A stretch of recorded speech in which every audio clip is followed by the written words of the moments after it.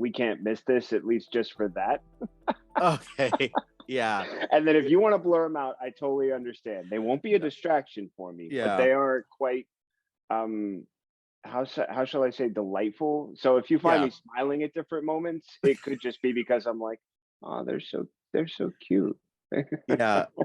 In the bio, it said at first they asked us like, oh, can you write a bio about yourself? And I put hundreds of squishmallows as a joke. And then my partner was like, no, don't say that. They'll think I'm a freak. Please don't say. So I changed it to like, okay, dozens of squishmallows. I changed it, but I don't think DC got the message. So now it says hundreds of squishmallows. I remember reading that in the bio, and then I went to your site and everything, and I've been Yeah. doing everything. All of my stuff is off that for today. I'm gonna go back and want to read that again, because Yeah. now that you say it, I'm like, that does sound like something but I didn't make a connection because until Yeah. this moment I haven't seen them, and now that I can, when I go back and read, I'm gonna be like, oh, squishmallows. Yeah. Aw, Squishmallows. squishmallows. The my mom was like, what the hell is a squishmallow when she saw it that I showed her. So yeah. And then here's my favorite. Like, as I continue to get older and Mm. continue to keep getting comic book t-shirts that my mom just looks at and goes, "You're so weird." I mean, she's 77 now. She's sort of just like, "I don't understand why, but Mm. I love you." Yeah. Um Yeah. so I was No. curious, what was her response when you said, "Here, mom, this is what it is." Did she go, "Oh," or was there a To comics? no, to the Squishmallows? You said Oh, she hadn't seen them either, and when you finally showed it, I always love that presentation. You're like, "Look," and they're like, and there's always parents oh have yeah, unique yeah. responses. She because I told her that my partner collects them, and she was like, okay. And then I showed her a picture of all of them, and she was like, oh wow. She was just like, oh wow, that's funny. Yeah, there's more like all over the place, and I was just like, okay, I'll just I'll let you do this. It makes Hey, them happy. It makes them happy. there you So go. there. You So know, I can definitely say making my partner happy is the yeah, one thing that I tell people guarantees I sleep good at night. It's yeah, just, it's that thing. It's like, wait, is she happy? Yeah, mm, yeah, I'm gonna sleep good tonight. So yeah, definitely. that can be, hey, despite what is clearly my problem with time zones, thanks for setting aside some time and sitting Yeah, down with me today. I really thank you for appreciate it. inviting me. My pleasure. I'm one of those people who does not engage with Twitter often with Mm, great regularity, but I love to just pick it up when I'm doing something, usually a mundane task, or if I'm taking a break and I'm just catching up. And your announcement was so enthusiastic. yeah. And I do podcasting with a nerd site, Mm, and we were talking about the announcement about everyone who's part of the initiative. mm, And for me, it's a thrill. Milestone completely opened my eyes in the 90s when it first came out. mm, Hardware was like a character who, just like, he was doing that impossible thing. You know, he was using this amazing genius to fight back against a benefactor who had essentially, manipulated him, taking mm, credit for so much of his stuff, was doing terrible things with his works. And for me, that was such a beautiful struggle. Like, it seemed hopeless, and yet mm, it's in a hopeless situation that hope is always, possible, that you can find reasons for. So starting from that point on, that, and there was an introductory letter with Milestone in which they gave you a playing card. mm, And I remember the letter said, like, don't you keep that card in plastic. I want you to take it outside. I mm. want you to put it in your bike spokes. I want you to hear that clackety clackety. Like, Yeah. it was really like, it was so Milestone for me really changed so much of what I knew about comics at that point. And I'd only been Mm, involved for a couple of years. So I was kind of finding my way through DC, but not only was it the style, but they also had this original color. So many mm, things about it imprinted on me at that point. And when it was announced that they were coming back out, one, I was excited.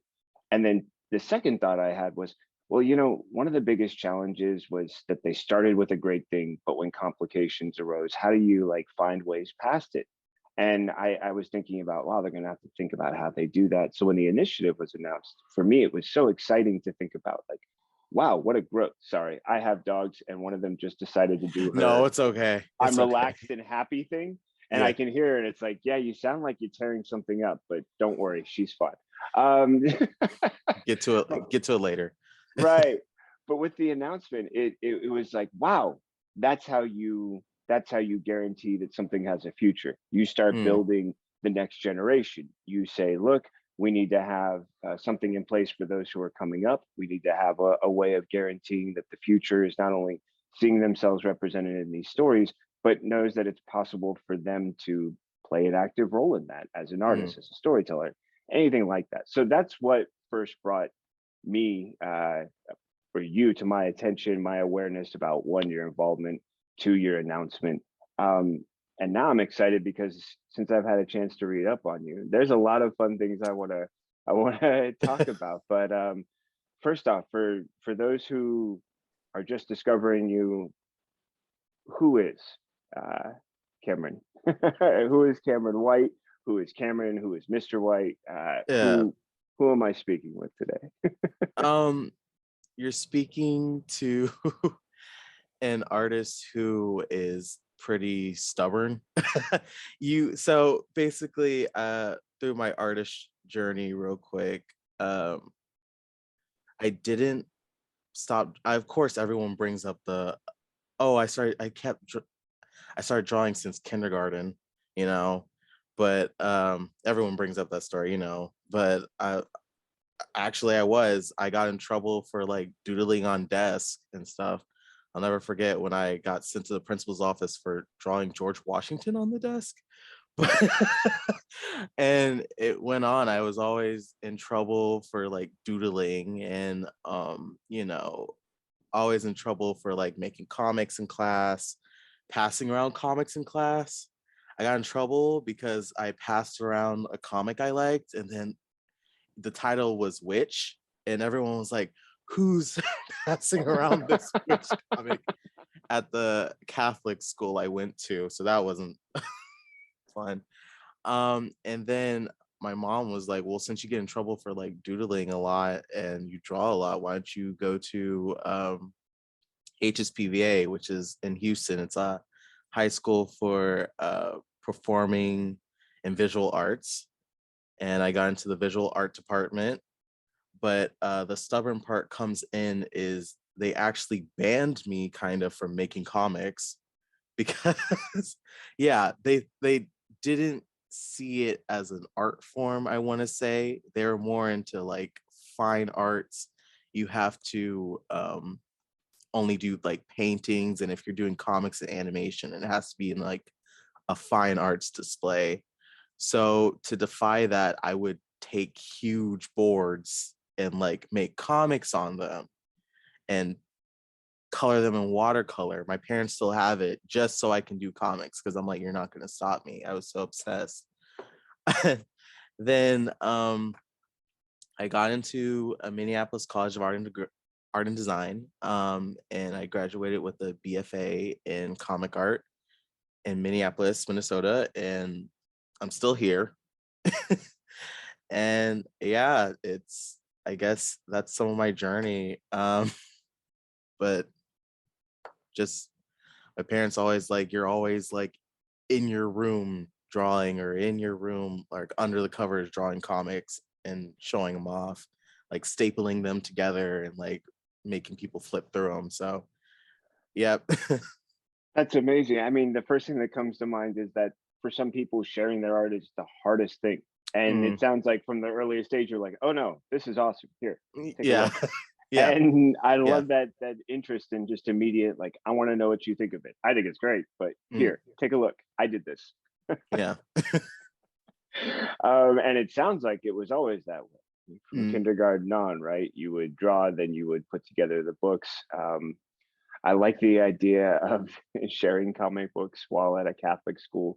Um, My mom taught at a private school for a couple of Mm, years, and they wouldn't give her a raise, but they eventually gave her free tuition for me and my sister. So guess where mm, we ended up for a couple of years? Because she's like, there, yeah. I'm getting my money somehow. So guess what?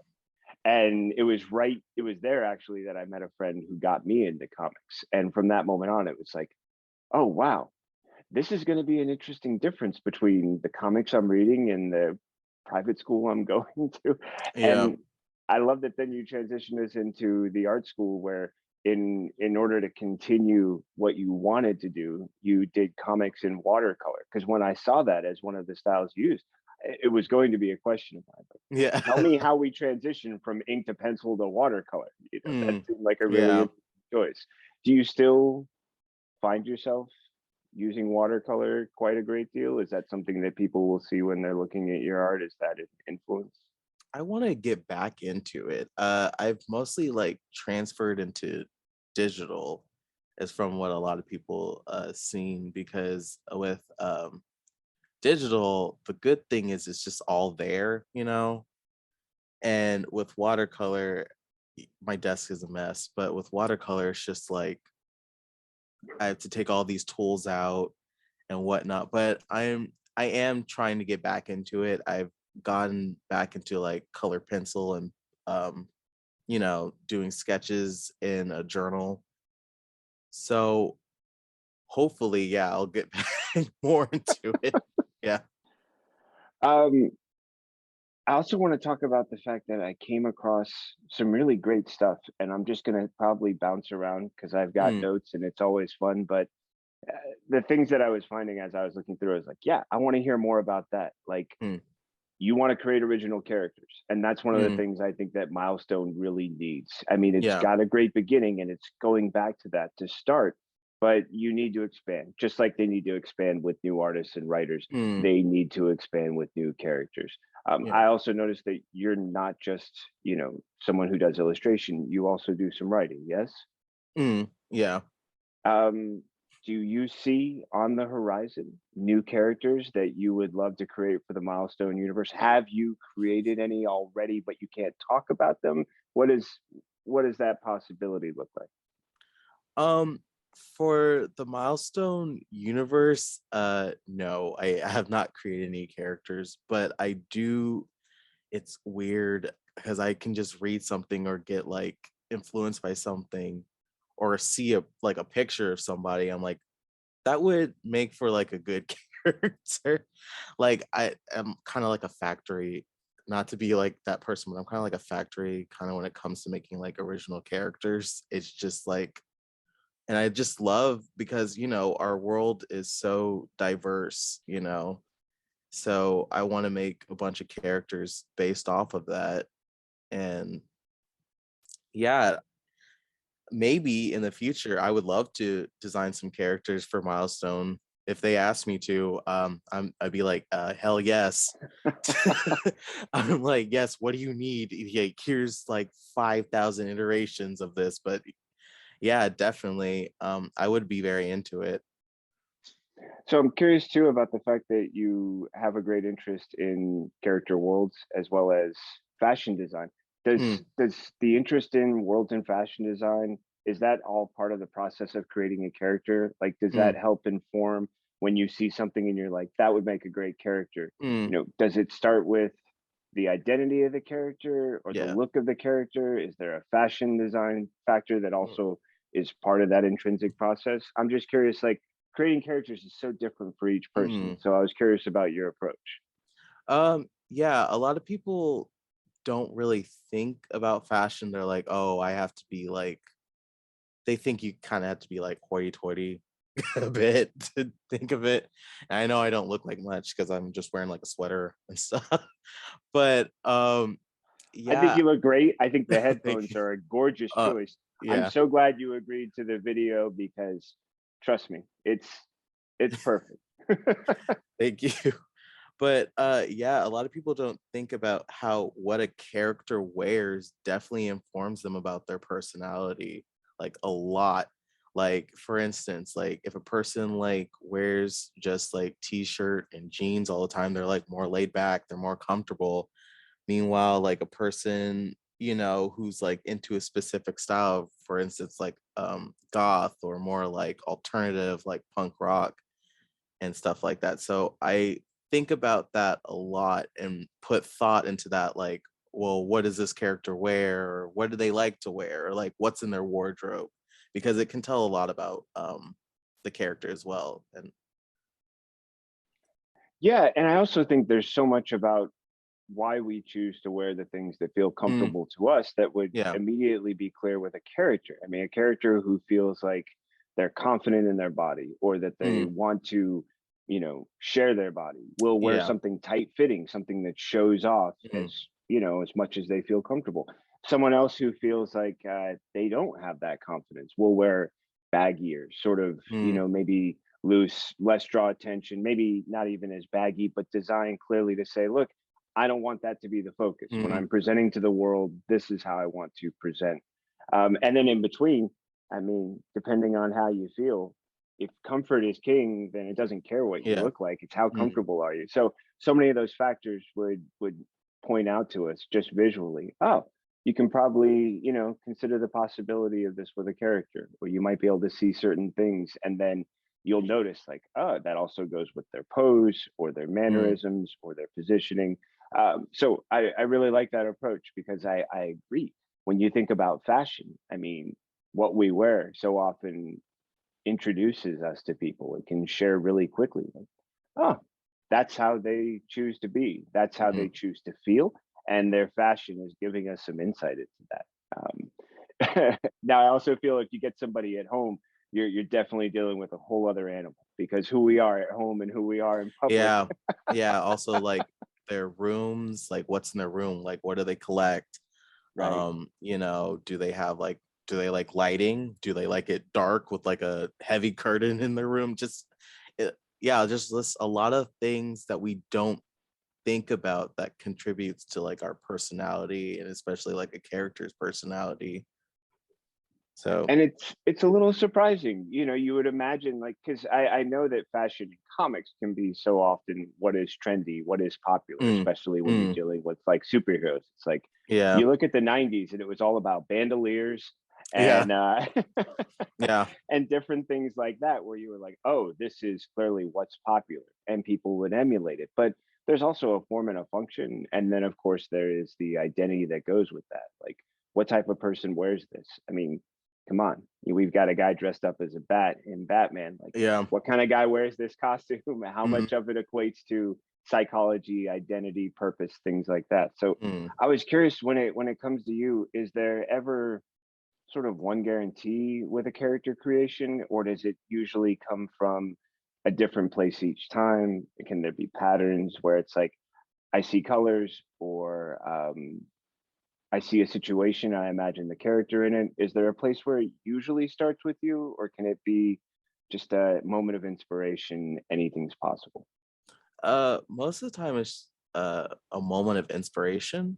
Okay. I have like, this is embarrassing to admit, I have like 5 million Pinterest boards, and like all like very specific, like fashion, or like I have one specifically like for people, like that's just like different like facial features or different like hairstyles and things like that, that all contribute to like character ideas.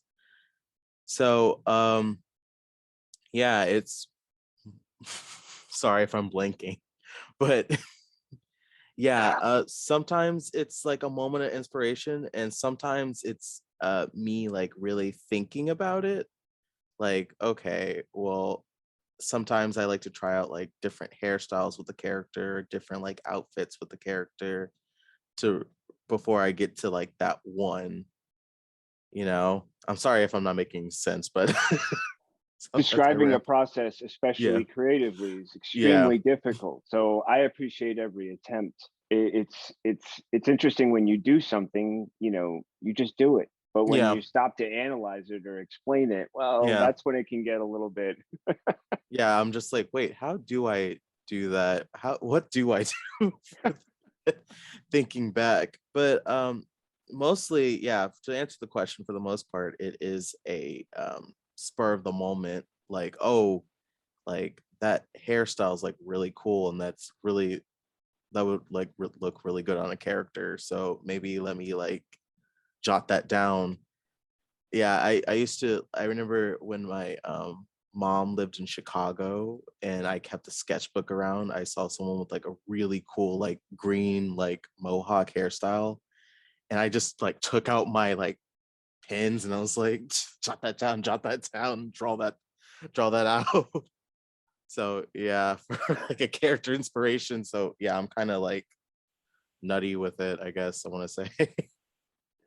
No, I completely understand, because there are plenty of moments where I'll see something, I'll consider something, and in that moment I'm like, okay, so what if there was a character who is doing this and then a story, and then there's the race to Mm, get to the pen, pencil, computer, somewhere to write it yeah.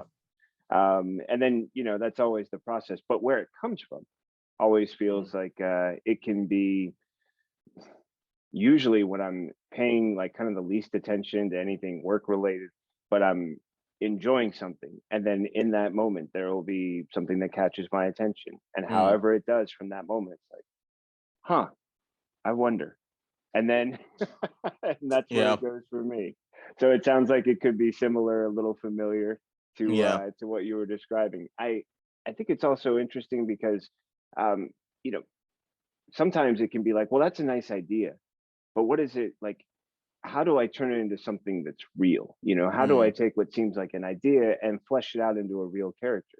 And I liked what you were describing about matching hairstyles and things like that. Because once you get one thing to click, then it's mm. like, okay, It's like now I puzzle go from pieces. here. Yeah. Right. Now I go from here. What else do I want it to look like? And you can Mm, start to shape that thing. So I really appreciate you just making the effort, taking the attempt to go through it. I also wanted to give you an opportunity to share some stuff that I thought was really cool. In that, you know, we're going to get to milestone initiative in a minute, mm, because I want to hear about that process. But there's a period from you at the two schools that you were talking about, and then there's been some recent work that you've had a chance to be a part of. You points out really clearly in the information I read that you want to make sure that you have an opportunity to tell personal stories. mm, And I like the idea of, something that I felt that people found with Milestone is that you could find characters mm, who, represented a pretty wide swath of mm, the community. And it was a wider one than you had seen up to that point from DC or Marvel. You had a smattering of characters who represented a bit of the community, but a really invested sense of here. Like, for example, Blood Syndicate takes place in a mm. very specific neighborhood. It's designed to Yeah. showcase this one area. And I think in many ways, the idea of telling personal stories that reflect what you see when you think about neighborhood or community is a great Mm. opportunity. And you've already had a chance to do that with We Are Here. It's an Yeah. all trans anthology. Yeah. And it also received I'm not sure if I'm pronouncing this right, but an Ignatz Award. Yeah. Okay. Yeah. I was wondering if you could tell me about that project. What people might hear that and go, okay, tell me more about this anthology, and if I like this guy, I might want to go check it out. I was Yeah. wondering if you could tell us about that. It's it's a We Are Here all trans anthology, and it's basically pretty big. It's pretty big one. All these artists who identify as trans in the LGBT community contributing to this book. And yeah, some telling personal stories, some telling like fictional stories. I know with my story, it was more, uh, my personal story of how I'm seen and being afraid of being seen. Uh, Mostly because like when you transition, you're afraid as well, for me being female to male, you're afraid of literally anything that's deemed feminine, because you're afraid that'll take you like a bit step backs. That's not for everybody, but I had to learn to go against that, because I'm just like, well, even though I'm trans masked, I still like fashion. I still like, painting my nails and stuff like that. But people would be like, oh, that's confusing, you know? It's that they, in their mind of like what a man is or what it means to be masked, it's like I wasn't doing enough of it or something like that. And also what I also put in there is just like the fear of not only being a trans man but a black trans man, you know, and being like, will I ever be seen as, you know, as a, you know, man in my community and like my family, just those insecurities that I had. But I did include at the end like what my mother told to me. The title of my comics called I think Out of the Box. And she told me, she's like, everybody wants to just check a box, you know, just have a category for everybody and just check a box off. They need like, you know, a name for something. So you don't have to confine yourself to that box. You're just Cameron. Just be Cameron, you know. So I was just like, yeah, that's true. I don't have to like be specific box, you know. I'm, you know, like life is short.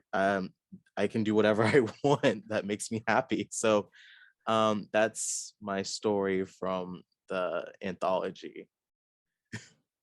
I Wow. Well, one, I want to start with the thing that stuck with me just when you said it. Your mom offered a really great Mm, insight right there. I love the possibility of a parent being able to. I think that's got to be the trickiest thing with a parent. mm, Like, how do you say the thing that you know is going to make the best impact for your child? yeah. And that's always, if that's the goal, whatever your idea of best impact is, from that point on, you want it to resonate. And I would Mm, imagine, based on how it appeared in your comic and also how it felt when you said it to me, that it resonated with you, that it was that thing that, maybe you don't even know if you want to hear it, but that when you do hear it, it's something mm, you're going to keep with you. mm, You're not even sure how much you needed it, but afterwards you don't want to be without it. Like, okay, mm. that's something I really want to keep with me. And also the idea behind it, so simply put, be yourself. I mean, Yeah. it's that easy thing we say to people, but it's so hard when people are busy trying to say, hey, wait a minute, what you're doing doesn't fit with what I think Yeah. you should be doing or being.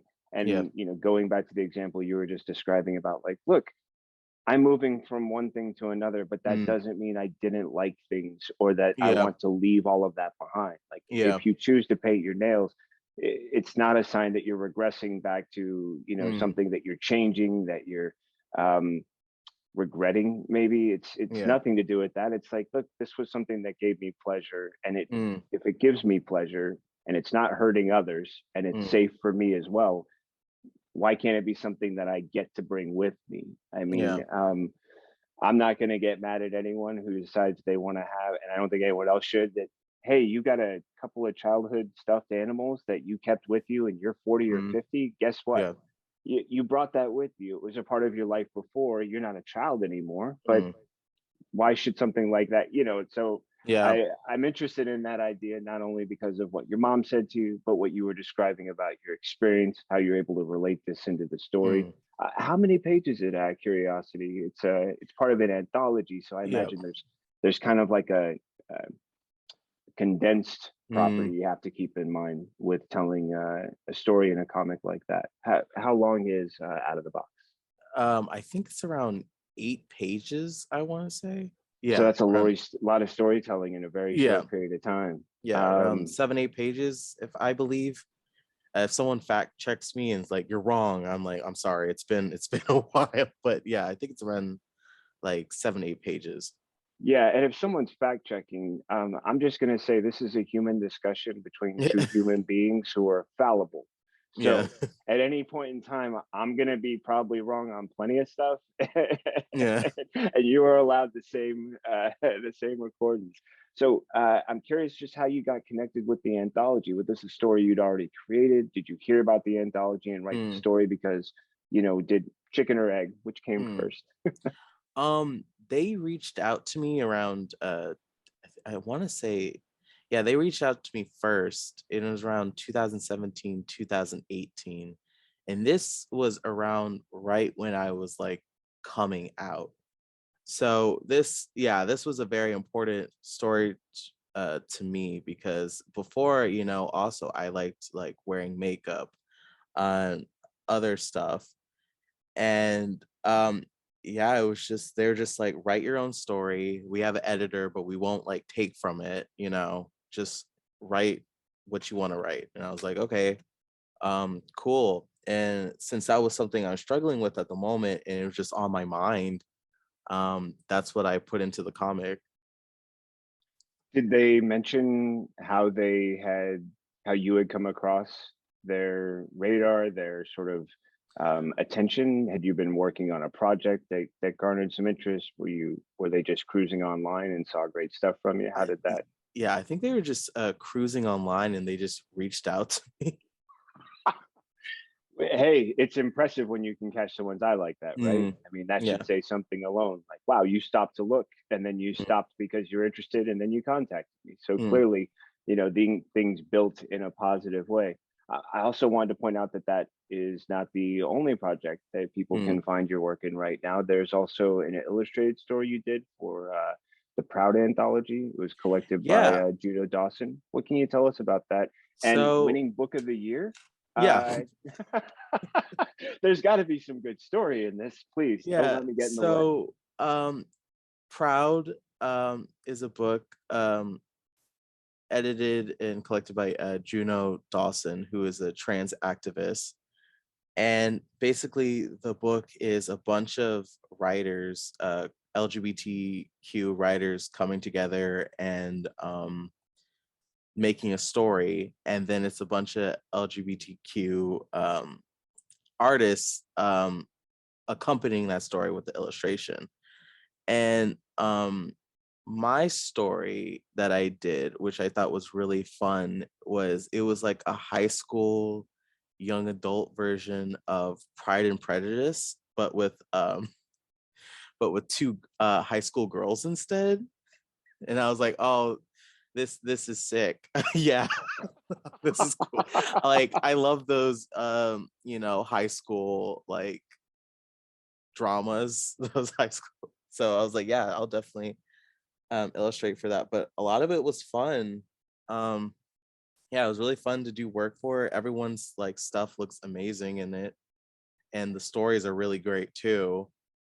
So yeah, that's the book. That's huge. Was that Mm, another one where they simply found you, or did yeah, that come out of some other? Really? So yeah, I would say whatever you're doing to continue mm, sharing your art, keep doing it yeah, because clearly it's catching plenty of people's attention. That's the biggest thing. It seems like the majority of folks who are online for whatever reason are like, mm, notice me, yeah. please notice That's me. that's me. That's me. Yeah, but the difference is you're getting that notice. And Mm, I took a look at your art. It is phenomenal. In fact, thank you. before I get to some milestone questions, I just want to say some names. And anyone, if you're listening, rewind a second, write these back down, Mm, go to his website. I promise I will share information and give you ways to access it. But some ones that caught my attention. Our skin is a blessing.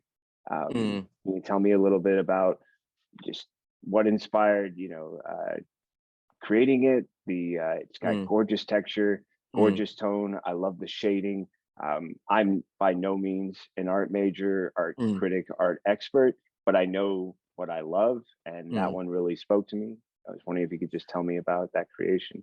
Um, am I allowed to curse on here or? Yeah, I'm Oh, fine with it. I try okay. and be like the, civil one, but you get me Yeah. into a conversation, I have no problem. Like, you gotta be fucking kidding me. So let me open the door that way for you, okay? Please. So there's a song, the artist I believe is Petit Noir, I want to say, if I get the artist name wrong. He has a song called Blame Fire, and I like that song a lot. But during the song, he says, one of the lyrics is, "Our skin is a blessing. Hmm. Uh, fuck the curse," you know, because, and I love that lyric because so many dark-skinned people, especially dark-skinned Black people, we're like often you know, shunned for our skin color all the time. So instead it was just like wear it as like a badge of honor, you know, love your skin, love the skin you're in. And I just love that lyric because I recently texted my mom. My mom's like way, way, way, way lighter than me. I think um I think I'm like me and my older sister are like the darkest siblings in there, right? And because our dad, but genetics. But yeah, growing up, I she never told me how to hate my skin, or you know, I never felt bad for it because she made sure, like, even though she wasn't my skin tone, she made sure growing up that she would buy me like Barbies with my skin tone, or like books with that, just so I could see myself and feel represented. And I grew up, you know, I actually like thanked her recently. I was like, thank you for that, because I grew up being proud of who I was, and I never, you know, sadly like looked at myself. And it makes me so sad when I remember I had a cousin and told me like I wish I was lighter and stop hating her skin, because she's like, and I'm just like, no. But yeah, it's I love that piece. I'm glad you brought it up. But yeah, it was just something that I needed to get out of my system because I love that lyric and I wanted to contribute something to it. Sorry if I went all over the place No, that like a was a map. gorgeous journey. That plus, trust me, that one of my favorite parts is when you say, "Well, I'm just going to go this way to see, Yeah, just just going to take a little bit," yeah. and that was lovely. It was it was something I responded to because I have a great friend who was a classmate of mine in grad school, and she started this program called she sort of investigated the idea behind color Mm, is part of her writing projects. And afterwards, she went on to get her PhD, and now she runs a nonprofit called Colorism Healing, mm, where she has a series of discussions with people from many walks of life, where she is investigating when did you first notice color? Why was mm, it important? For her, mm, it's a story where she noticed a girl was darker than her, and she said it like kind of loud, like, wow, mm, she's dark. And it really stuck with her that she said that, mm, why she said it, what it means. And it's been something she's investigated, for herself. And she's mm, unwrapped some really interesting ideas. And it's really powerful. So I was struck by it. I thought it was really important. And afterwards, it trust me, I would love to connect the two of you because as soon as you were describing that, I was like, wow, her name's Sarah, Dr. Sarah Webb. She's mm, this really just amazing, bright, one of those smiles that lights up a room. I love catching when she's doing a talk. And she came on once or twice and she would really sort of explain what it is that she's working on with mm. colorism, why she's looking at the Yeah. differences. And I mean, I had a girlfriend who she's Filipina Mm, and she was darker than a lot of the members in her family. And mm. I would notice times she would get teased for it. Like they would Yeah. buy her a toy that was, clearly, pointing out that she was the Yeah. dark one in the family. I was like, Mm, has that always been going? It was a really interesting discovery for yeah. me. And then to meet my classmate who had done this project and is still continuing it. So I was really just moved by the art. There's a few others I'd love to hear your thoughts on. Okay. Lion Babe. Oh, Because that's it's what. just beautiful. I mean, the orange, the shades of orange you Yeah. drop in there between that and the wonderful tinting is just magic. That's one of the ones I always feel like I should take off my website, but I leave it up. That was actually a class project in my illustration class in college. They were just like, make a band poster. And I Nice. was really into the group Lion Babe. Like, so we had to make a fake poster, and I was just like, oh man, I love Lion Babe so much, so might as well do it. And yeah, so I made them a band poster. Luckily enough, they saw it and they liked it a lot. So I was kind of starstruck by that. yeah, they're like, oh, this is so cool and stuff like that. Like, thanks, wow. But I'm like, oh God, this is embarrassing. But yeah, that's the story behind that. It's just a fan poster I for loved it. class. Yeah. It was really a treat, and it also I moved from that in a fun sort of diagonal to Trans Boy Joy, which is Mm, just it looks effortless, which to me is mm, usually the definition of mastery. Like when you yeah. see someone in their skill and it feels effortless when you're looking at it, that's how it Mm. felt to me. Can you just share either inspiration or what it was like creating that? Yeah. So it's just little things. Sorry, I'm laughing. It's just little things in my life that with this podcast, I'm realizing that it's just like, oh dang, I just like take something from it, Hey, anything, that I means I'm guess. asking good Yeah, questions, and yeah. I love that you're bringing your joy to the conversation. So don't turn it off. But I was buying for sleep purposes, I was buying a bonnet and a do-rag, and I was buying them like different colors, right? So for fun, they had ones that you can choose the color. The person who makes them, you can choose the color, and I chose pink and like a light kind of minty blue, right? And I was just like, when I got it, I realized, oh, these are like the trans flag colors a bit. So I use that do rag as an inspiration, because also growing up, you do not really see any like representation of a lot of Black trans masks and whatnot. And often in trans media, or what you see of like, you know, trans individuals and like Black individuals, it's just like, I want to say, like disheartening. Like the trans stories that I've seen is like always just like has to be sad and has to be like grueling kind of, and same with like Black individuals in media. I want to say just like trauma porn, I think that's the word I want to say, having to show those traumatic experiences rather than showing our joy. So with that piece, I just wanted to show Black trans boy joy.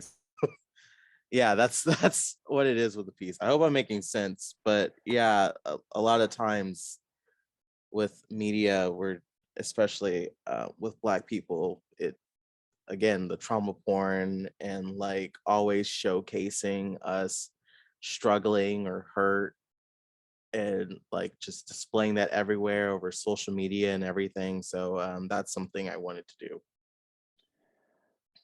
You're making a lot of sense. I want Okay. to say that right now. Yeah. And I'm going to pause at times because I love when I'm talking with someone and they're connecting their conversation to conversations I've had Mm, that I can draw on that can give mm, me not only a context but a reference point. mm, There's an HBO show on right now mm, called Winning Time, and it's mm. about the LA Lakers. And one of the writers, Rodney Barnes, Yeah. is also a comic book writer. Mm, He's currently got Rita Hayes. Is it Hayes uh, or Hawes, the Nightmare blog? mm, Um, and it's interesting that when I was talking with him, it was because he had done a comic for Oni Press. And the interesting thing, it was about a young man coming into his powers. I want to say he's like 16, 17. mm, And while we were talking about it, an interesting thing that he pointed out to me was that he had an intention in mind where he wanted to have a character come into their own, their identity and their powers without having it to be prefaced or based on a trauma. yeah.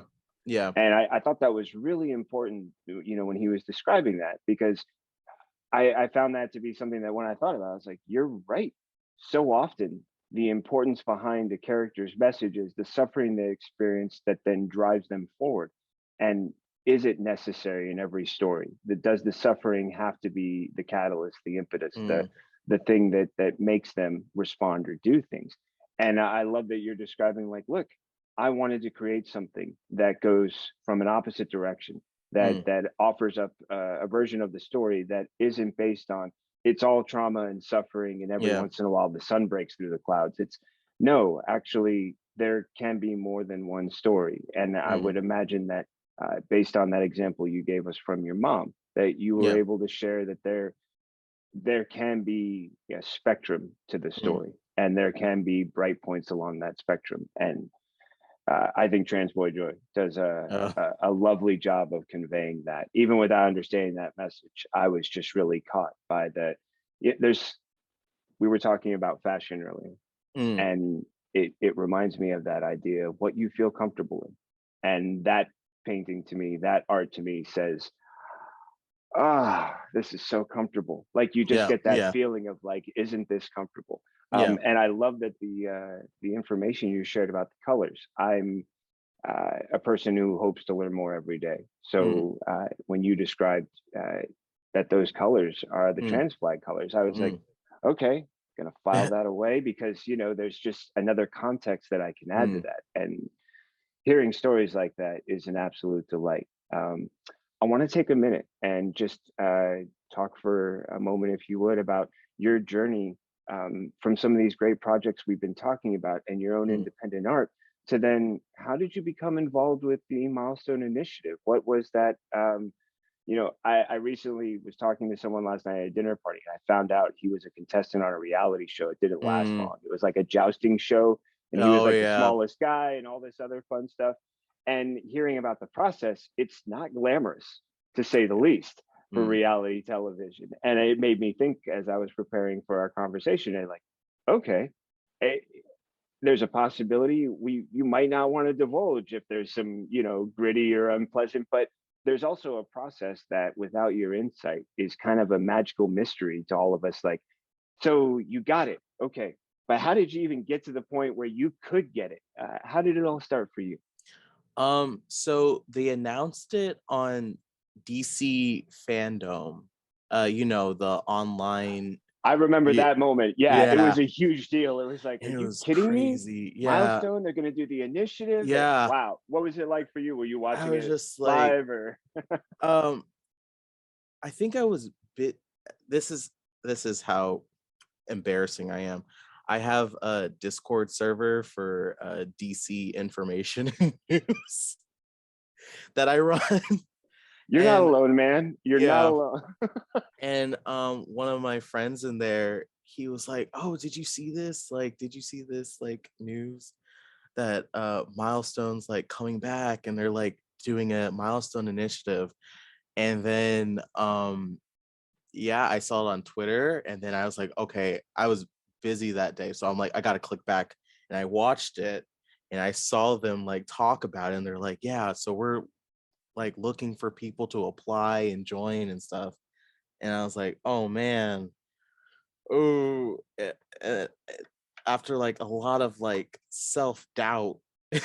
There was a lot of self doubt. There was a lot of, oh god, well, there's gonna be like hundreds of people applying for this. Like, am I even gonna get in, and stuff like that. And I think I was talking, and then I brought it up to my dad. I was just like, oh, there's like a thing going on, and my dad was just like, if you don't apply for this, you're gonna hate yourself for the rest of your life. Ouch, Dad. Not Yeah, coming in soft. yeah, He's no, no, definitely no. coming in strong. It was a tough love I needed. He was just like, what do you have to lose? He's like, Nice. what do you have to lose? If you, and he, it's with the prompt, it's with he's like, it's with one of your favorite characters of all time. I'll relay the process later. But yeah, he was just like, well, I'll say it now because the process basically for it, I don't think I'm invading any NDA stuff because it was online and everyone knew about it. But basically you had to write I want to say 2 essays if you're on the artist side, because there's artists and writers who applied. And for the artist side, you had to make 2 essays, and then you had to do a 3-page off of a script that I think Vida Ayala wrote on Twitter. You'll see on Twitter, but writes for Static right now. Oh yeah, she's Yeah, phenomenal. She's yeah, written for she's a great. couple of other books. I'm a huge fan, and thank you for pronouncing her name, because I think in my head, and then when I've said it like Vita Ayala. Vita. So I mean, if I probably said it wrong. I probably said it wrong just I have now. no Vita. idea either, guys. I'm You so can fact sorry. check us, whatever. I'm so sorry. But yeah. So we had to go off that script, and he was like, my dad was like, okay, well, what's the script about? I'm like, oh, it's with Static. And he's like, well, that's like one of your favorite superheroes ever. Like, what do you have to lose just drawing your favorite superhero? So after that, more time, me freaking out, going back and forth. I wrote essays for it. There's two essays. I wrote two essays for it. One being like, why do you want to be a DC milestone artist, and what was something you had to overcome before? And I penciled the 3 pages, and then I was like, okay, it's in. We'll see from here. And then I got the call back, and I was just like, How much time went by? How much time went by before the callback? Like, um, did you forget? Had like enough time gone by that you were like, oh, this will never, oh, they would have called by I never forgot. now. All right. It was always on my mind. I think it was like 1 or 2 months, and then they're like, "Hi, we've narrowed it down, but we'd like to have an interview with you." And I was like, "Oh, oh God, Okay, thanks. Yeah, yeah, everybody loves an interview and yeah." excels at them. Me like shaking, having like horrible like anxiety, stomach aches. Me also like, yeah, also me, what I like to do sometimes is like, my aunt beads a lot, so I like to like wear her beading and stuff, kind of like for protection and like less anxiety. And me also like doing prayers and smudge prayers before going in, Hey, bring and whatever energy you can to it, whatever right? energy. Yeah. And then yeah, then I had the interview, and then I'm just like, oh, I probably bombed that. And then they called me back, and then I got in, and I was like, and I don't think it hit. It's still not hitting at all. I'm just like, oh wow, I'm actually like gonna do art for like Milestone in DC. Like, I've been a fan since like forever. This is, and then again, I looked insane during the interview because I had like notes everywhere. And I even brought my high school journal, and I was pointing to a page that put I was pointing to a page, and on page it says, I want to create stories and create characters that like benefit other people and that people can like feel represented. This is, and I underlined it and it said, this is what I want to do in life. And I was like, this page right here.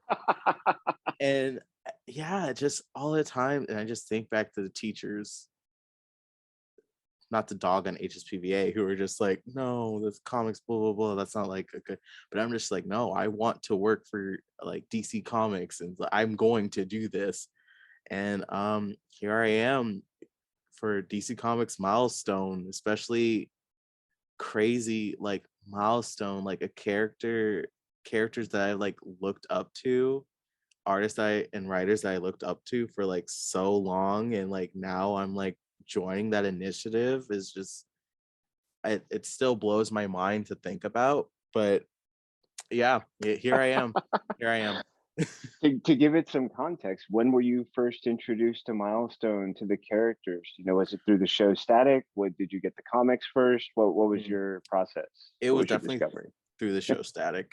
Okay. Like, it was, I loved that show. It was basically sitting every Saturday morning just like waiting for it. And I remember I recently rewatched the show in college because I love it so much. But um also I love Static because I mentioned this. I love Static because he he's a black kid who's, you know, trying to balance his powers in school life.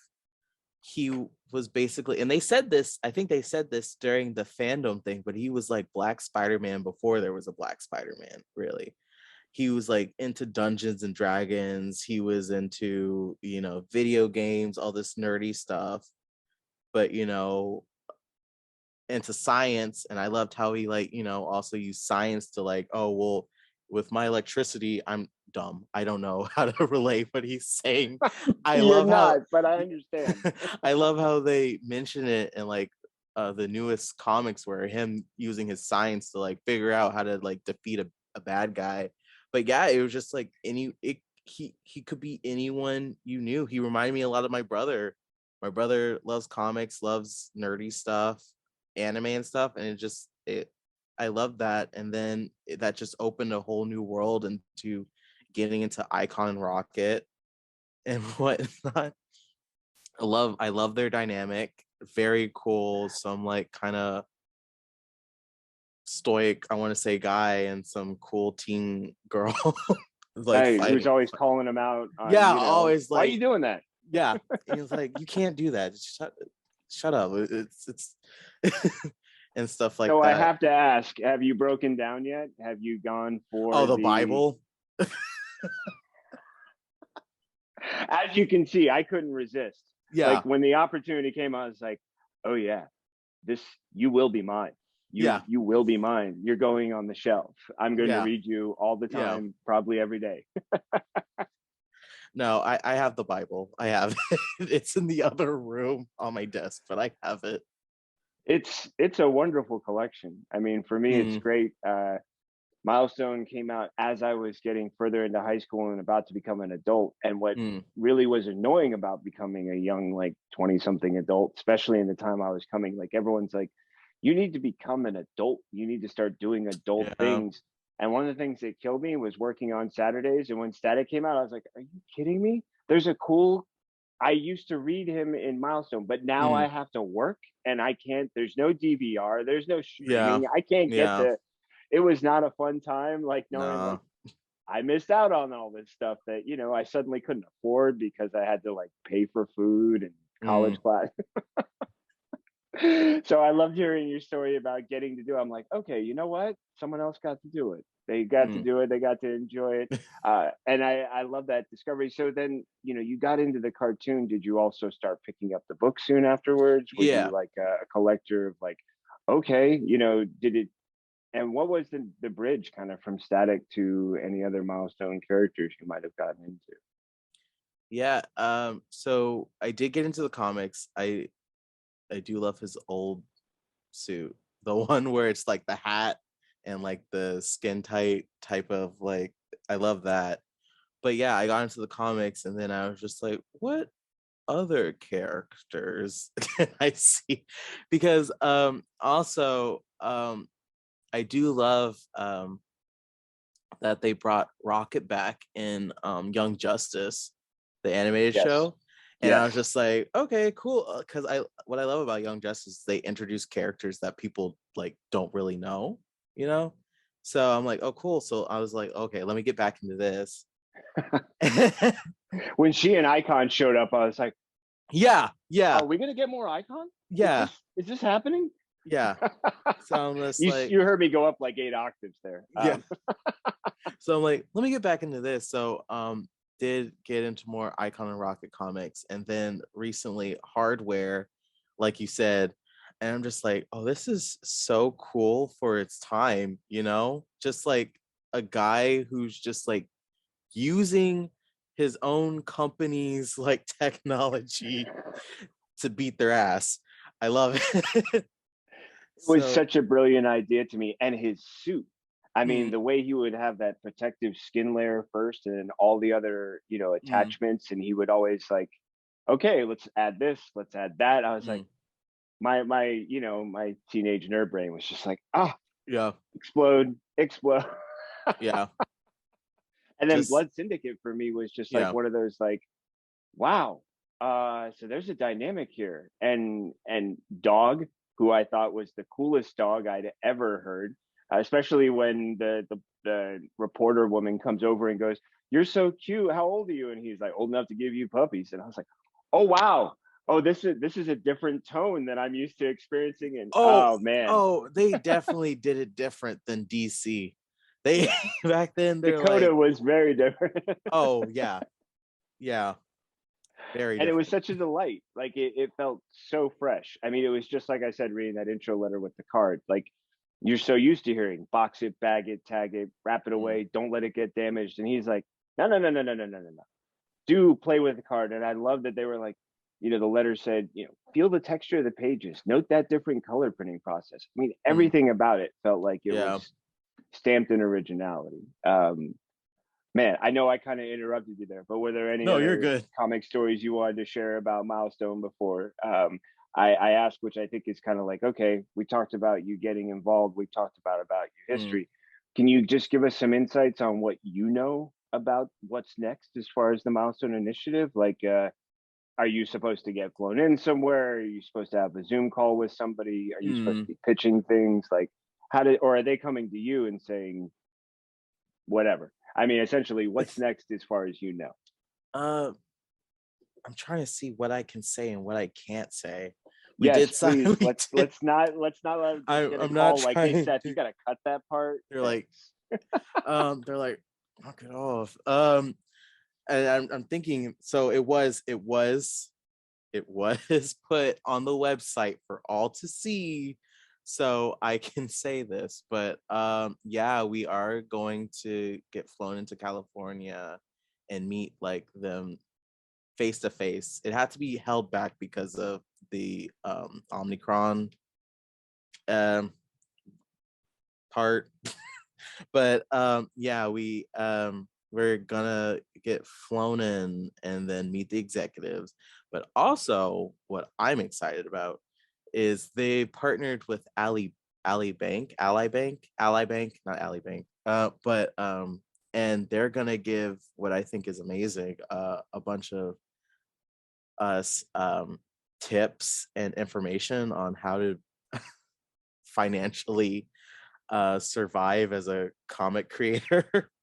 Do your taxes. And I'm just like, thank you. Thank you so much. So yeah, you guys should look out for some art soon. I can't say much on that, I think, That's but okay. I love the hint. yeah, but yeah, look out for some art from us soon for it. And so yeah. um, just out of curiosity, I love the example you were sharing about the journal, and I was Mm, going to ask, were there any moments that you remember from the interview that stood out for you?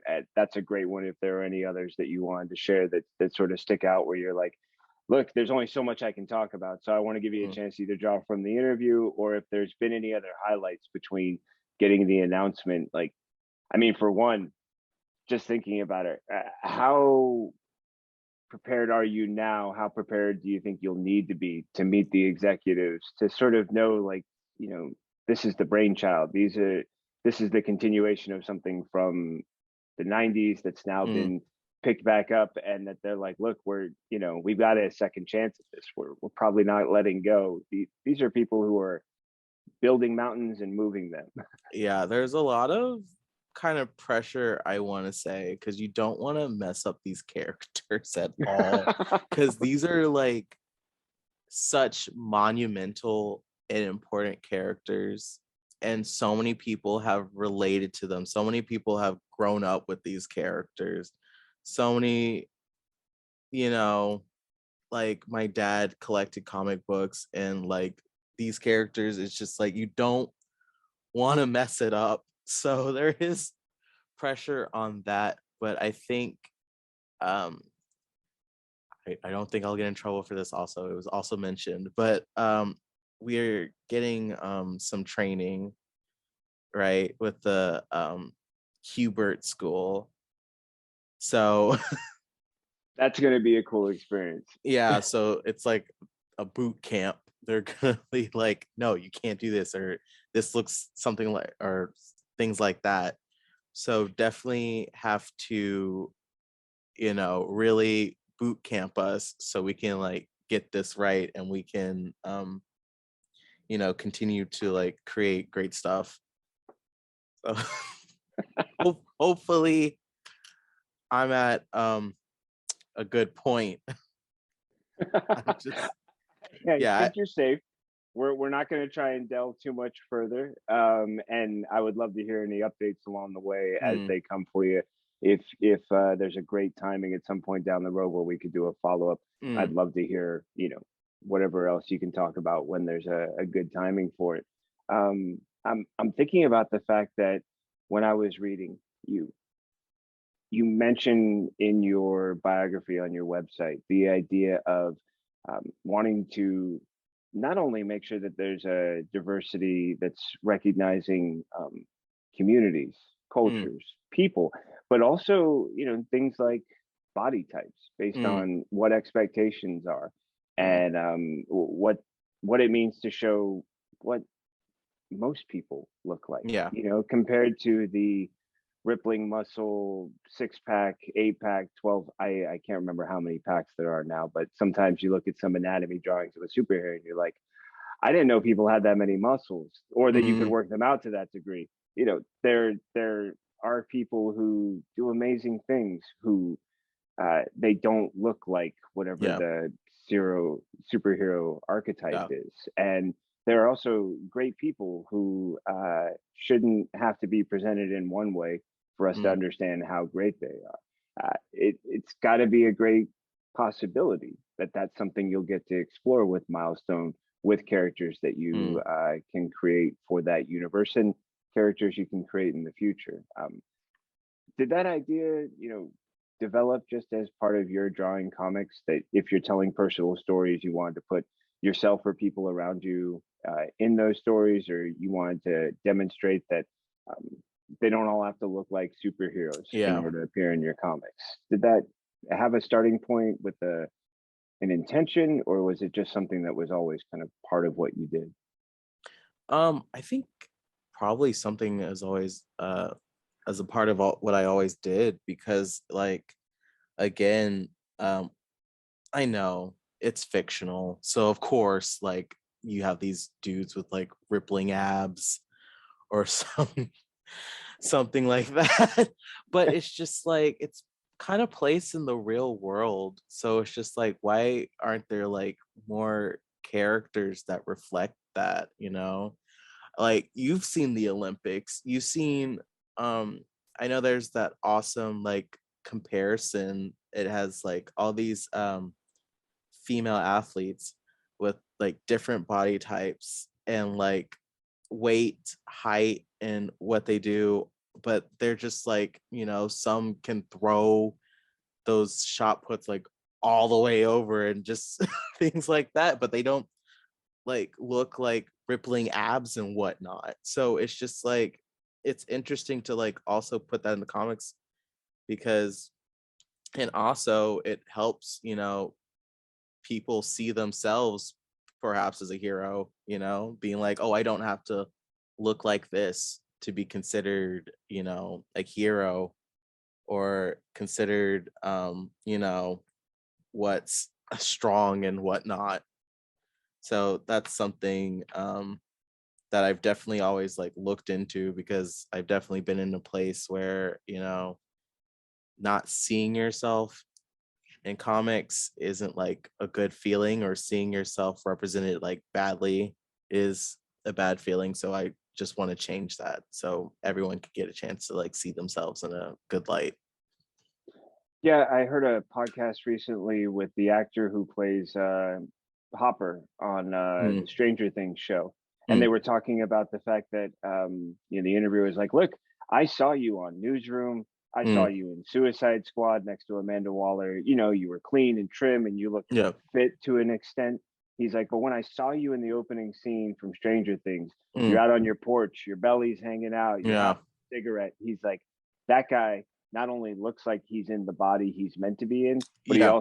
he also looks very sexually attractive to me because of that. And he's like, I hope that doesn't make it weird between us. And he's like, I mean, it does, and it's going to be weird. And what can you do about that? But he also said, yeah, it's something I've dealt with. You know, I've Mm, had this love hate relationship because I tried to be in an industry where how mm, my body is determines how successful I am or what ideal I'm yeah. living up to or representing. And you know what it means to get to play a character where he could relax in his body, and then Mm, afterwards found that even his partner was like, I'm happier with you like this. You feel like a fuller person like yeah. this. And I thought that was a great opportunity, you know, to consider how we can continue to change stories by who we're including and how we're including them, and how closely we're representing a reality we know and experience, and one that I think others can really relate to, and maybe make comics feel like there's something, you know, the average person can enjoy without feeling like it's something they're trying to aspire to Mm, or that they need to compare themselves against. Because hey, if that person's body is closer to mine, or if it has some of the developmental features like you said, I mean, trust me, if you look at the, what is it, the speed skating in the Winter Olympics, yeah. you're talking about people that have these ginormous thighs, hips, Mm, and calves, but it's because of what they do. The rest yeah. of their body is not going to be in that same development. They're going to have certain attributes that are highly developed, others that are not. And the rest of us are just happy if we can get up, do our day, go to sleep, and manage not to make a giant mistake, too many of them in the Mm, middle of the day. You know, what our body is, it's many times just a functional thing. But if it works, if it does the things we want it to, why can't that be celebrated yeah. in comics? And I love that idea because I'm going to transition a bit into some of your other projects that I came across, Mm, because I want to, you know, hear your thoughts about these ideas you mentioned in your biography, like mythological settings, placing yeah. characters in religious settings, imagery, and keeping in mind this idea of real bodies, you know, Mm, not stereotypical or aspirational, but real human bodies. mm. And if you can tell us just a little bit, you've already mentioned Out of the Box, but Red Dream or the Space Jam Cam Zine, are these places where we can experience mythological settings, religious settings, real bodies, and imagery like that?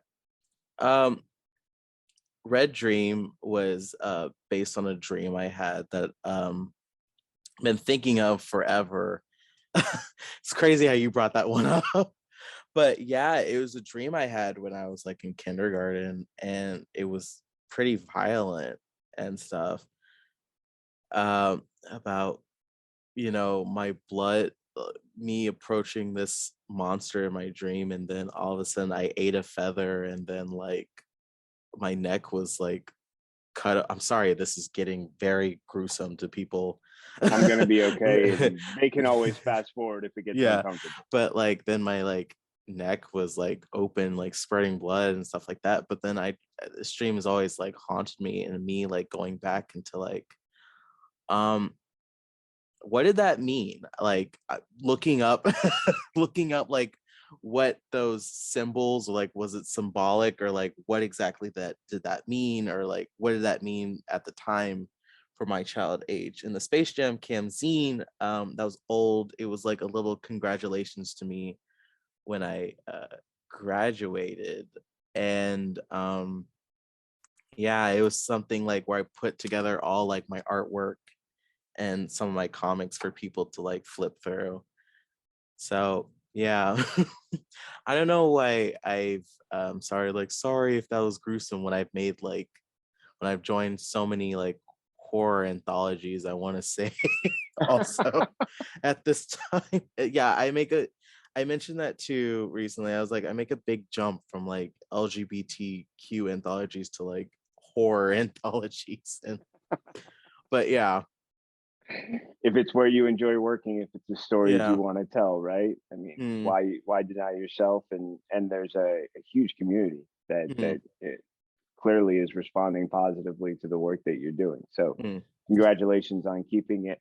I'm going to ask a fun question that came up recently, and I decided to include it in the interview because I wanted to hear your perspective, and I might ask some others along the way. It'll be interesting how it turns out. But in your opinion, whether mm, it's from creating stories or enjoying them, do you feel like you learn more from heroes or villains, or do you learn more from completely different characters, not associated with either camp? That's a good one. I I try. yeah, I think there's moments where the writer just really like down packs and like hits you, and you can learn a bit from anybody.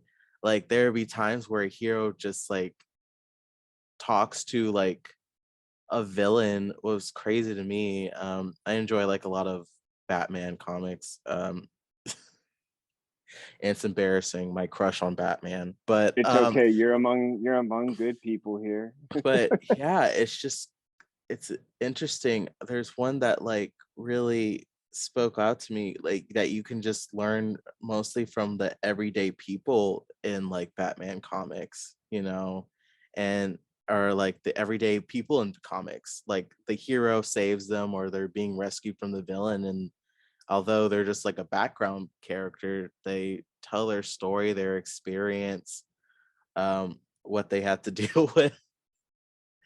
Like there's just so many like little moments, and I'm just like, yeah, I relate to that. Like that one Superman comic where he was like sitting on the ledge with that girl who was about to like, jump, that person who Mm. was going to jump, and he just like sat, and it was just like bringing attention to those like little moments, like, or that one comic where Nightwing saved those people, and they hugged him for like the longest time, but he just sat there with them. And it's just like, you know, just moments that feel kind of human to you, even though it's like a fantasy story, and just moments on like, okay, well, how can I also like help someone going through something like this, like Right. the people in here, you know? So sorry if this was a long another map, another answer, but yeah. It's a question I can't come down on one side or the Yeah, other on. yeah. And that's what actually was one of the reasons I wanted to include it, because who we find answers from, who we learn the most from, it can be the hero or the Mm, villain. I feel sometimes the hero's got a specific set of skills. They yeah, can teach me something that I don't know. yeah. Static's a great opportunity we were just talking about earlier. I Mm, also feel like if it's a new hero, if it's someone who's taking that first series of steps, mm, they're leaving behind their comfort zone. They're taking on yeah, a risk. They're taking on the responsibility of doing something like that. That's a reminder for the rest of us. If we're in one place and we want to be somewhere else, mm, we have to leave behind the comforts. We have to take certain risks. We have to yeah, brave the unknown. But I also feel like once a hero gets to a certain point, who mm, they are in their perspective is going to limit to a degree where they're yeah, helping. And then yeah. oftentimes I'm always amazed by a hero who can come out of a scenario, or a villain who can show up in a scenario and say, Mm, I'm the result of what you overlooked. I'm the yeah, consequence yeah. because you made a decision without considering how it affected me or my Mm, community or people in a certain area. And mm, now you have to deal with that consequence. yeah. Um, and I feel like that can teach me a lot. Like, oh, Mm, wow, when you're trying to do good, when you're trying to do the right thing, what is your awareness in that process? Because if you have a limited frame of perspective, yeah, you think you're doing well, you think you're doing right, you think you've got it yeah, handled. And then someone from another part of that 360 comes in and goes, yeah, I'm over here, yeah, that place you don't look at, that place. And I feel that I can learn a lot from a villain in that case, or an yeah. antagonist. Mm, So I feel like I can come down on both places, because for me, the interesting part is the villain has taught me something, or the antagonist, or however they're portrayed in this part of the story. But then I have to watch this other character who mm, believes they've been doing good. I have to reconcile that. Like, one, yeah, take accountability. How much was I not paying attention to? And then I have to see, or learn from them. How do you respond to that? Like, yeah. that's probably, I think, going to be one of the biggest journeys for me in every opportunity is, you know, how is it that I can learn something from someone who's saying, hey, you didn't know about this, but Mm, now that you do, what are you going to do about it? yeah. And so with this question, I know there are many different answers, but I'm always intrigued where we're drawn to, each Mhm. of us as individuals, and then what do we learn from that? Because Yeah. again, your perspective is going to, expand mine and hopefully cause me to look wider or somewhere I wasn't Mm, until that point, just through that answer, that consideration, and that insight, I guess. So that was a meandering answer on my part. And the purpose sorry, behind the question sorry, I is went to into do that. like people in the background. I think about them a lot because I see all these heroes like all the time. I want to sometimes meet new people, and I like seeing, the people who are though in one issue they change a lot or they have an impact on you and stuff I like think that. there's nothing wrong with including the characters who are not falling into a hero or villain, because Yeah. I also think they sort of give that's a great example in that they give us also a context in which these Yeah. heroes are working. Um, I love it when a character who's not a powered character will suddenly go, well, I don't know, man. I mean, there was that cataclysm like so long ago, and then there was that Mm, world-shattering event. I lost the house. I lost, yeah. and they give you a context for what would it be like if you're a real person and you're like, I think the world's ending again. Yeah. Okay. Yeah. Yeah. What does life look like? Like, how bad is your home insurance, your auto insurance? Oh my God, I hate property damage and Right, I hate right. So property damage. I love that example that you offer, because when I watch movies with my wife, her one biggest complaint is she'll go, there goes a superhero tearing up Yeah. the city again, building. Mhm. Yeah, I hate it. And I I can't hate it. justify it. I Yeah. can't say as a fan, like, well, it needs to happen. It's like, I can't control what bad guys are going to do. If they're going to fight you in a place where people can get hurt, you either let them do bad stuff or you fight them. But yeah, property destruction doesn't look good to anybody, nor Yeah. should it. That's it. So the context you gave for the supporting characters, I think, is just as equal.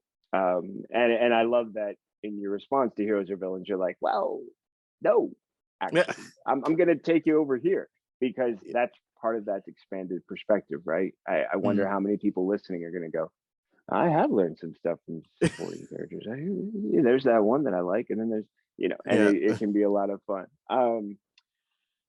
My favorite thing, as I kind of realize I've gone through most of my questions, is to turn back to the person I'm talking with and say, Mm. what I miss. If there was one thing that you would love to be added, included, something that I might not know to ask about, but you have an opportunity to say right now. And the best way I can do it is to say, is there a chance I missed something and it would be important for you to include with us when we're talking about you, your art, anything related to it, the story you've been telling, the stories you're looking to tell, anything else related to that? Um, I don't know. I'm trying to I think you did a really good There's no job. pressure. Oh, Yeah, thank you. for the most part, yeah, you'll see me like post my own characters, and I think just trying to make a story or my own like graphic novel off of that or my own comics off of that, because another problem I see is just like so many well, first of all, I'm Afro Indigenous, but so many like Indigenous characters are like overlooked in comics. Like, you know, badly or stereotypical also. And Right. also I remember um I asked, I'm just like, I want you guys to name me an Afro Indigenous character that you've seen in media. And they could only come up with like three out of like everything, only three. And it was just like, yeah, it's just things like that. So I kind of want to expand on like representation for that, every and anyone can like see themselves, like my my whole story. But yeah, I think I'm gonna try to work harder on making, kind of my own kind of side stuff that So we I could see a Kickstarter in the future for you, or some sort of project launch being maybe, yeah, announced independently. yeah, That would be maybe. huge. If people want to be the first in the Mhm, know, how do they get themselves on your list, or get you in their mhm, feed or stream, or how is it that they can have the best chance of know what you're doing, what projects you're launching, how they mhm, can be a part of it, how they can support or contact you in the ways you mhm. most prefer? Where are you at that they can find you, Um, or you like to my be found? my Twitter and my Instagram are both Space Jam Cam Art. Yes, like the movie, but just add just Space Jam, but add Cam Kam Art. And then my website slash portfolio is spacejamcam.com. Perfect. And I'll make sure to include any of those things in the liner notes. Cam, this has been an absolute delight. Once again, I'm going to say it. Thank you for bringing your joy Yeah, to thank this you. conversation. I mean, yeah, I loved how much you laughed. I loved Uh, hearing your joy when you were describing your art, characters, milestone, all of it. It's been a pleasure, and I can't wait to see what you're doing next. Not only with the Milestone Initiative, but in your own independent projects. And mm. I think you have a lot of chapters left in your story. I'm looking forward to enjoying them all. All right, thank you so much. Hey, my pleasure. I'm going to do the official stop the recording thing, because now we're going to be human beings who are not being observed. So, for everyone who's Okay. been observing us, glad you enjoyed, but now we're just going to talk. So,